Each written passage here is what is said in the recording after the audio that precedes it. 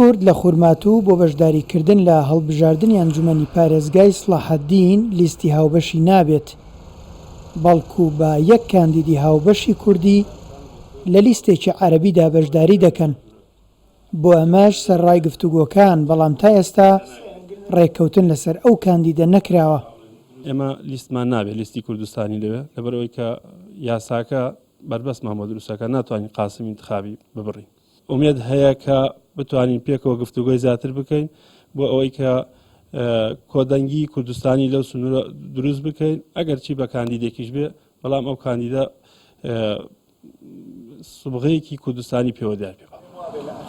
کۆدەنگی لەم شارە زۆر گرنگە، ئەگەر لە کەرکووک لە سەتا بڵێن 75 گرنگ بێ، لێرە لە 100 گرنگە، چونکە کورد لێرە کەمینەیە لە سەلاحەدینە.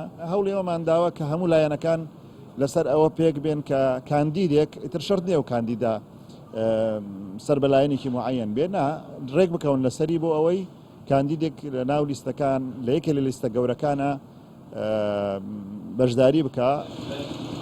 دۆخی هەستیاری خورماتوو ئەزمموی تاڵی ڕابردووی دوای 16 ئۆکتۆبەر هاوڵاتیانی یەکدەنگ و یەک هەڵوێست کردووە. لەو ڕوانگەشەوە داوای یەک هەڵوێستی لە حەزبەکانیش دەکەن. وەڵا یەکرز بن و یەک بن و ینی لایەنەون باشترە. وەڵاهی بارودۆخی خورماتوو لە چاو شوێنانی تر جیاوازە.